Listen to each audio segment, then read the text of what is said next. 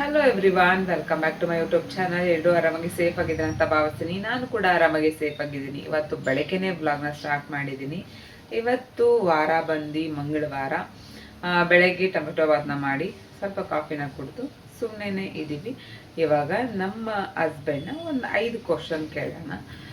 ನನ್ನ ರಿಲೇಟೆಡ್ ಆಗಿ ಅವ್ರು ಏನು ಹೇಳ್ತಾರೆ, ಏನು ಆನ್ಸರ್ ಮಾಡ್ತಾರೆ ನೋಡೋಣ. ಇನ್ನೇನು ನನ್ನ ಮದುವೆ ಆಗಿ 5 ವರ್ಷ ಆಯಿತು. ಒಂದು 5 ಕ್ವಶನ್ ಕೇಳೋಣ, ಅವ್ರು ಏನು ಆನ್ಸರ್ ಮಾಡ್ತಾರೆ ನೋಡೋಣ.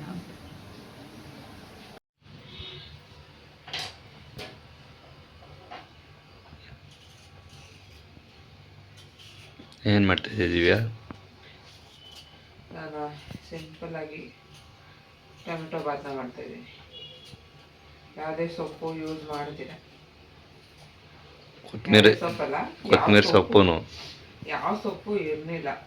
ಟೊಮೊಟೊ ಬಾತಿಗೆ ಯಾವ ಸೊಪ್ಪು ಹಾಕಲ್ವಲ್ಲ, ಕೊತ್ತಂಬರಿ ಸೊಪ್ಪು ಬಿಟ್ಟರೆ. ಪುದೀನ ಸೊಪ್ಪು ಹಾಕ್ತಾರಲ್ವ, ಪುದೀನ ಸೊಪ್ಪು ಮತ್ತು ಸ್ವಲ್ಪ ಮಸಾಲ ಎಲ್ಲ ಹಾಕಿದ್ರೆ ಚೆನ್ನಾಗಿರುತ್ತೆ. ಬಟ್ ಮಸಾಲ ಏನು ಅಂದರೆ ರುಬ್ಬಿ ಮಾಡೋ ಥರ ಮಾಡ್ತಾ ಇಲ್ಲ, ಜಸ್ಟ್ ಪ್ಲೇನ್ ಆಗಿ ಮಾಡ್ತಾ ಇದ್ದೀನಿ. ಯಾವ ಥರ ಮಾಡ್ತೀನಿ ನೀವು ಕೂಡ ನೋಡಿ. ಒಂದೊಂದ್ಸಲ ಏನೂ ಇರೋದಿಲ್ಲ, ಏನು ಸೊಪ್ಪುಗಳು ಆ ಟೈಮಲ್ಲಿ ಮಾಡ್ಕೊಬೋದು ಆರಾಮ್ಸೆ. ಆಮೇಲೆ ಬೇಗ ಮಾಡ್ಕೊಬೋದು, ಒಂದು 10 ನಿಮಿಷ. ಅಂದರೆ ಬ್ಯಾಚುಲರ್ಸ್ಗೆ ಉತ್ತಮ ಇದು. ಹಾಂ, ಬ್ಯಾಚುಲರ್ಸ್ ಆರಾಮ್ಸೆ ಮಾಡ್ಕೊಬೋದು. ನೀವು ಊರಿಗೆ ಹೋದಾಗ ಅವಾಗ ನೀವು ಮಾಡ್ಕೋಬೋದು ಅಂತನಾ? ಯಾಕಂದ್ರೆ ಎಲ್ಲ ಟೈಮ್ಗಳು ಸೊಪ್ಪುಗಳು ಇರುತ್ತೆ ಅಂತ ಹೇಳಕ್ಕಾಗಲ್ಲ. ಯಾಕೆ ದುಡ್ಡು ಕೊಟ್ರೆ ಎಲ್ಲ ಸಿಗುತ್ತಲ್ಲ? ದುಡ್ಡು ಕೊಟ್ರೆ ಸಿಗುತ್ತೆ, ಹೋಗಿ ತಗೊಂಬಂದು ಮಾಡ್ಬೇಕಲ್ಲ. ಹಂಗಾರೆ ನೀ ಸೋಂಬೇರಿ ಅಂತ ಅರ್ಥ. ಸೋಂಬೇರಿ ಅಲ್ಲ, ಒಂದೊಂದ್ಸಲಿ ಇರುತ್ತೆ, ಒಂದೊಂದ್ಸಲಿ ಇರಲ್ವಲ್ಲ. ಎಲ್ಲ ಟೈಮು ಎಲ್ಲಾನು ಹಾಕಿ ಮಾಡೋಕ್ಕಾಗಲ್ಲ. ಸರಿ, ಇಲ್ಲಿ ಕಾಫಿ ನೋಡಿ ಒಂಚೂರು. ನಮ್ಮಮ್ಮ ಊರಿಗೆ ಹೋಗಿದ್ದರು, ಅದಕ್ಕೋಸ್ಕರ ನಾನೇ ಬೆಳಗ್ಗೆ ಬೇಗನೆ ಎದ್ದು ಟಿಫನ್ ಮಾಡೋದೆಲ್ಲ ನನ್ನದೇ ಕೆಲಸ ಆಗಿತ್ತು. ಸೊ ಅಮ್ಮ ಇರಲಿಲ್ಲ ಅಂತಂದರೆ ಸ್ವಲ್ಪ ಕೆಲಸಗಳು ನನಗೆ ಜಾಸ್ತಿ ಇರುತ್ತೆ ಅಂತಲೇ ಹೇಳ್ಬೋದು. ಬೆಳಗ್ಗೆ ಎದ್ದು ಟಿಫನ್ಗೆ ಟೊಮೆಟೊ ಬಾತನ್ನ ನಾನು ಪ್ರಿಪೇರ್ ಮಾಡ್ಕೊತಾ ಇದ್ದೆ. ಅದ್ರ ಜೊತೆಗೆ ನಮ್ಮ ಮನೆಯವ್ರಿಗೆ ಕಾಫಿನೂ ಕೂಡ ಮಾಡಿಕೊಡ್ತಾಯಿದ್ದೆ. ನಾನು ಬೆಳಗಿನ ಟೈಮ್ ಕಾಫಿ ಕುಡಿಯೋದು ತುಂಬ ಅಂದರೆ ತುಂಬ ಕಡಿಮೆ. ಇತ್ತೀಚೆಗಂತೂ ನಾನು ಕುಡಿಯೋದೇ ಬಿಟ್ಬಿಟ್ಟಿದ್ದೀನಿ ಅಂತಲೇ ಹೇಳ್ಬೋದು. ಯಾವಾಗಾದರೂ ಒಂದು ಸಲ ಮಾತ್ರ ತೊಗೋತೀನಿ ಅಷ್ಟೇ. ಬಟ್ ಬೆಳಿಗ್ಗೆ ಬ್ರೇಕ್ಫಾಸ್ಟ್ಗಿಂತ ಫಸ್ಟು ಕಾಫಿ ಕುಡಿಯೋದು ತುಂಬಾ ಕೆಟ್ಟ ಅಭ್ಯಾಸ ಅಂತಲೇ ಹೇಳ್ಬೋದು. ಬಟ್ ಏನು ಒಬ್ಬೊಬ್ಬರಿಗೆ ತುಂಬ ಅಡಿಕ್ಷನ್ ಆಗಿಬಿಟ್ಟಿರುತ್ತೆ ಅದು. ನಮ್ಮನೇಲಿ ನಾವು ಸನ್ರೈಸ್ ಕಾಫಿನ ನಾವು ಇಷ್ಟಪಡ್ತೀವಿ. ನೀವು ಯಾವ ಕಾಫಿ ಇಷ್ಟಪಡ್ತೀರಾ? ಕಾಮೆಂಟ್ ಮಾಡಿ. ಇವಾಗಂತೂ ಬೆಳಿಗ್ಗೆ ಎದ್ಬಿಟ್ಟು ಟಿಫನ್ ಮಾಡೋದೆಲ್ಲ ಅಭ್ಯಾಸ ತಪ್ಪೋಗ್ಬಿಟ್ಟಿದೆ. ಸೊ ಅದರಿಂದ ಸ್ವಲ್ಪ ಕಷ್ಟ ಆಗುತ್ತೆ. ಮತ್ತು ಇಲ್ಲಿ ಟೊಮೆಟೊ ಬಾತ್ ಹೇಗೆ ಮಾಡ್ತಾಯಿದ್ದೀನಿ ಅಂದರೆ, ಫಸ್ಟು 1-2 ಟೇಬಲ್ ಸ್ಪೂನು ಎಣ್ಣೆ ಮತ್ತು 1-2 ಟೇಬಲ್ ಸ್ಪೂನ್ ತುಪ್ಪ, ಪಲಾವ್ ಸ್ಪೈಸಸ್ ಹಾಕ್ಕೊತಾ ಇದ್ದೀನಿ. ಮತ್ತು ಇಲ್ಲಿ ಒಂದು 2-3 ಹಸಿಮೆಣ್ಸಿನ್ಕಾಯಿ, 1 ಈರುಳ್ಳಿ, ಒಂದು ಸ್ವಲ್ಪ ಕರಿಬೇವಿನ ಸೊಪ್ಪು, ಇದಿಷ್ಟನ್ನು ಹಾಕಿ ಚೆನ್ನಾಗಿ ಬಾಡಿಸ್ಕೊತಾ ಇದ್ದೀನಿ. ಅದಾದ ನಂತರ ಬೆಳ್ಳುಳ್ಳಿ ಶುಂಠಿ ಪೇಸ್ಟಲ್ಲಿ 1 ಟೇಬಲ್ ಸ್ಪೂನ್ ಹಾಕ್ಕೊತಾ ಇದ್ದೀನಿ. ಯಾವುದೇ ಪಲಾವ್ಗಾದ್ರೂ ಅಷ್ಟೇ ಬೆಳ್ಳುಳ್ಳಿ ಶುಂಠಿ ಪೇಸ್ಟ್ ಹಾಕಿದ್ರೆ ತುಂಬಾ ಚೆನ್ನಾಗಿ ಫ್ಲೇವರ್ ಬರುತ್ತೆ ಅಂತಲೇ ಹೇಳ್ಬೋದು.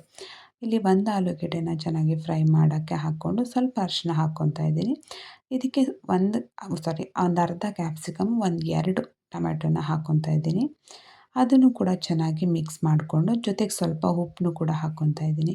ಇದಕ್ಕೆ ಸ್ವಲ್ಪ ಖಾರದ ಪುಡಿ, ಸ್ವಲ್ಪ ಧನಿಯಾ ಪೌಡರ್, ಗರಂ ಮಸಾಲ ಇದಿಷ್ಟನ್ನು ಹಾಕ್ಕೊಂಡು ಇದಕ್ಕೆ ನಾನು ಸ್ವಲ್ಪ ಬಿಸಿಬೇಳೆಬಾತ್ ಪೌಡರ್ನ ಹಾಕ್ಕೊಂಡಿದ್ದೀನಿ. ನೀವು ಒಂದ್ಸಲ ಈ ಥರ ಟ್ರೈ ಮಾಡಿ ನೋಡಿ, ಗೊತ್ತಾಗುತ್ತೆ ಯಾವ ಥರ ಟೇಸ್ಟ್ ಬರುತ್ತೆ ಅಂದ್ಬಿಟ್ಟು. ಅಕ್ಕಿ ಮತ್ತು ಅದಕ್ಕೆ ಎಷ್ಟು ಬೇಕೋ ಅಷ್ಟು ನೀರನ್ನ ಸೇರಿಸ್ಕೊಂಡು ಉಪ್ಪು ಹಾಕಿ 1 ಅಥವಾ 2 ವಿಷಲ್ ಬರ್ಸಿದ್ರೆ ಸಾಕಾಗುತ್ತೆ. ಒಂದು ಸಲ ನೀವು ಟ್ರೈ ಮಾಡಿ ನೋಡಿ, ತುಂಬಾ ಚೆನ್ನಾಗಿ ಬಂದಿರುತ್ತೆ. ಮತ್ತು ಇವಾಗ ಸ್ವಲ್ಪ ಪಾಪುನ ಎತ್ಕೊಳ್ಳೋದು, ಇಬ್ಬರು ಎತ್ಕೊತಾ ಇದ್ದೀವಿ, ಅಮ್ಮ ಇಲ್ಲ ಅಲ್ವಾ, ಸೊ ಅದರಿಂದ. ಇವಾಗ 5 ಕ್ವಶನ್ನ ಕೇಳೋಣ. ಮದುವೆ ಆಗಿ ಕೂಡ 5 ವರ್ಷ ಆಯಿತು. ಏನು ಅರ್ಥ ಮಾಡ್ಕೊಂಡಿದ್ದಾರೆ, ಏನು ಅರ್ಥ ಮಾಡ್ಕೊಂಡಿಲ್ಲ, ನನಗೆಷ್ಟು ಅವ್ರಿಗೆ ಗೊತ್ತು, ಅವ್ರಿಗೆಷ್ಟು ನನಗೆ ಗೊತ್ತು. ತುಂಬ ಡೀಪಾಗಿ ಬೇಡ, ಜನರಲ್ ಆಗಿ ಒಂದು 5 ಕ್ವಶನ್ ಕೇಳ್ತೀನಿ, ಸರಿನಾ? ಇವಾಗ ನಮ್ಮ ಮದ್ವೆ ಆಗಿ ಎಷ್ಟು ವರ್ಷ ಆಯ್ತು? ಎಷ್ಟು 5 ವರ್ಷ ಆಗಿದೆ. 5 ವರ್ಷ ಆಯ್ತಾ? ಹ್ಮ್. ಆಮೇಲೆ ನಾನು ಚೆನ್ನಾಗಿ ನೋಡ್ಕೋತಾ ಇದ್ದೀನಿ, ನೋಡ್ಕೋತಾ ಇಲ್ಲ? ಅದು ನಾನು ನಿನ್ನ ಕೇಳ್ಬೇಕು. ನೀ ನಾನು ಚೆನ್ನಾಗಿ ನೋಡ್ಕೋತಾ ಇದ್ದೆ. ಚೆನ್ನಾಗಿ ನೋಡ್ಕೊತಾ ಇದೀಯಾ? ನಿಜ, ಕರೆಕ್ಟಾಗಿ ಚೆನ್ನಾಗಿ ನೋಡ್ಕೋತಾ ಇದ್ದೀನಿ. ಆಮೇಲೆ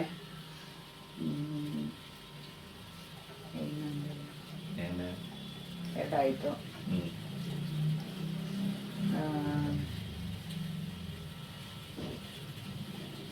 ನನ್ನಲ್ಲಿ ಏನ್ ಇಷ್ಟ ಆಗಲ್ಲ ನಿನಗೆ?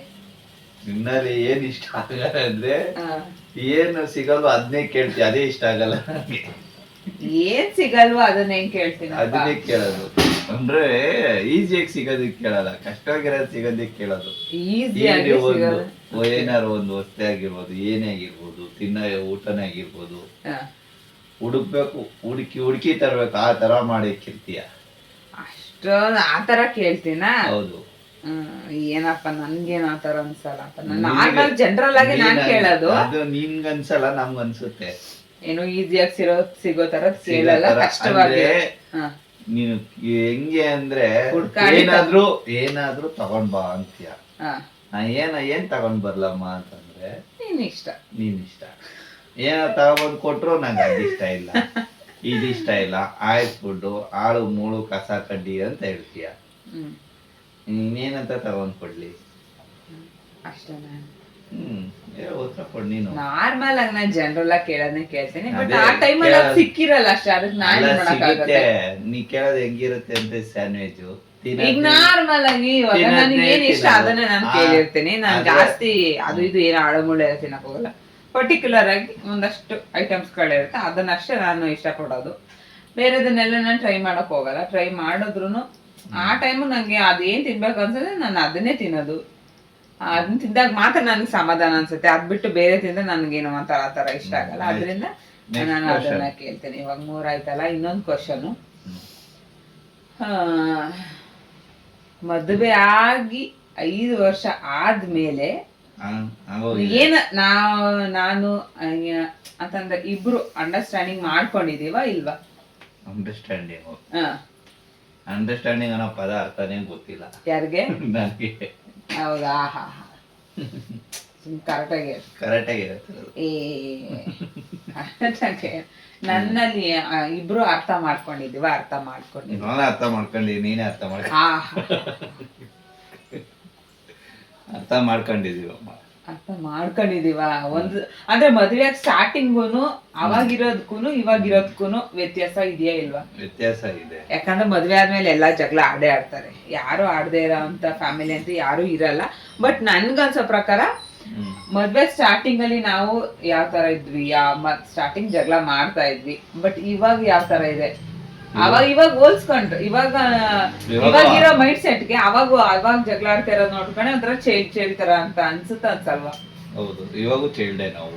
ಅಂದ್ರೆ ಇವಾಗ್ಲೂನು ಸಾಯೋವರ್ಗುನು ಚೈಲ್ಡೇನೆ ಬಿಡು. ಒಂದೊಂದು ಅಂದ್ರೆ ಜಗಳ ಆಡ್ತಾ ಇರ್ತೀವಿ ಮತ್ ಕಲಿತಾ ಇರ್ತೀವಿ. ಬಟ್ ಬೆಟರ್ ಅಲ್ವಾ? 5 ವರ್ಷಕ್ಕೆ ಫಸ್ಟ್ ಸ್ಟಾರ್ಟಿಂಗ್ 1 ವರ್ಷ ಮದ್ವೆ ಆದಾಗ ಇವಾಗ 5ನೇ ವರ್ಷಕ್ಕೂನು ಐ ಥಿಂಕ್ ನನಗನ್ಸೋ ಪ್ರಕಾರ ಅನುಭವ ಸ್ವಲ್ಪ ಅಂಡರ್ಸ್ಟ್ಯಾಂಡಿಂಗ್ ಆಗಿದೆ. ಅಂಡರ್ಸ್ಟ್ಯಾಂಡಿಂಗ್ ಅಲ್ಲ, ಅದು ಅನುಭವ. ಒಳ್ಳೆ ಅನುಭವ ಆಗಿದೆ ಅಂತಾನೆ ಹೇಳ್ಬೋದು. ಆಮೇಲೆ 4 ಆಯ್ತು. ಇನ್ನೊಂದು ಕ್ವಶನ್.